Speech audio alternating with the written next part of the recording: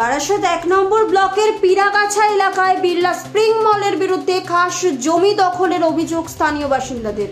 তাদের অভিযোগ, প্রায় ২৮ একর জমি যার কোনো বৈধ নথিপত্র নেই এই বিড়লা স্প্রিং মলের কাছে।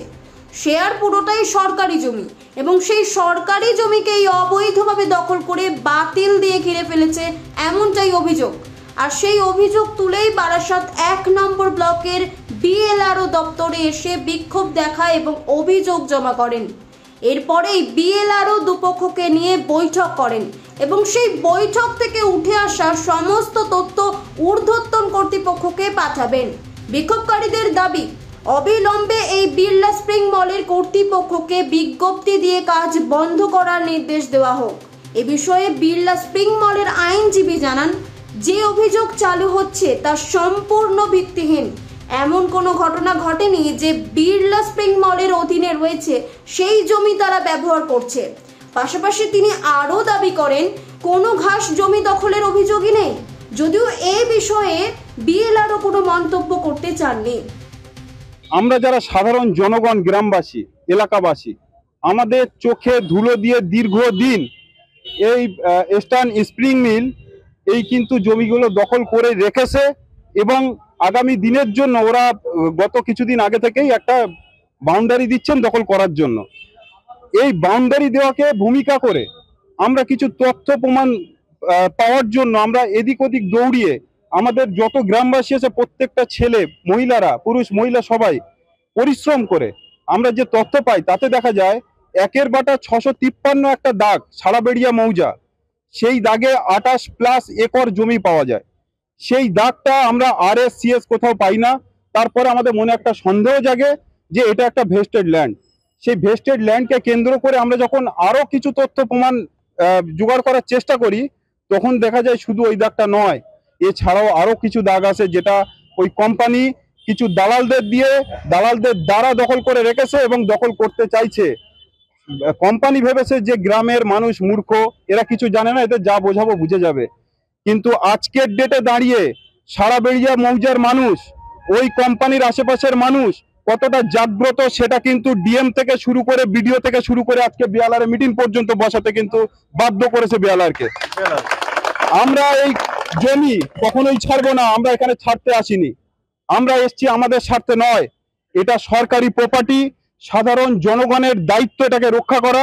আমরা সেই দায়িত্ব নিয়েছি এবং সরকারি প্রপার্টি সরকারের জন্যই, সরকারের যে কোনো দায় দরকার কাজে লাগানোর জন্যই আমরা রক্ষা করে যাব।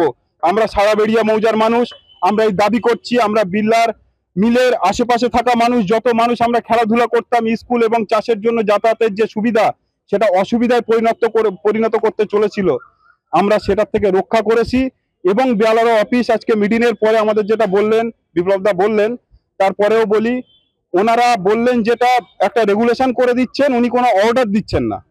এই অর্ডার কিন্তু আমরা নিয়ে ছাড়বো। কোম্পানি যত বড়ই অ্যাডভোকেট লাগান না কেন, যত বড়ই দালাল লাগান না কেন সরকারি জমি দখল করার জন্য, আমরা কিন্তু অর্ডার নিয়েই ছাড়বো। এই অর্ডার বিএলআর অফিস দেবে না, ডিএম কে দিতে হবে, ডিএম দেবে না সুপ্রিম কোর্টকে দিতে হবে, হাইকোর্টকে দিতে হবে, হাইকোর্ট না দিলে সুপ্রিম কোর্ট। আমরা ছাড়বো না। এটা সরকারি জমি, পশ্চিম বাংলা সরকারের জমি, পশ্চিম বাংলার প্রত্যেকটা জনগণের অধিকার, আর সেই অধিকার আমরা ছিনিয়ে ছাড়বো। এই গুন্ডারাজ, এই মাফিয়া, এই দালালদের রাজ আমরা করতে দেবো না। বিড়লা স্প্রিং মিল যে জবরদখল করছে এই কথাটা সম্পূর্ণ ভিত্তিহীন ও মিথ্যা কথা। আর ঘটনা হচ্ছে 1/653 সরবেরিয়া মৌজার যে জমি, এই মৌজার মধ্যে 4.98 ডেসিমেল ল্যান্ড, যেটা হচ্ছে ভেস্টেড ল্যান্ড। তার উপরে স্কুল আছে, তার উপরে মন্দির আছে, তারপরে পাওয়ার হাউস আছে। বিড়লা স্পিনিং মিল ওইখানে কোনো জমি দখল করেনি বা কারোর জমি এনক্রোচ করেনি। এই দাগ নিয়ে ওখানকার কতিপয় কিছু লোক, স্বার্থান্বেষী কিছু লোক নির্দিষ্ট একটা উদ্দেশ্য নিয়ে একটা বিএলআরও ব্লক 1 বারাসাত একটা পিটিশন করেছিল। সেখানে বিএলআরও উভয় পক্ষকে ডাকে।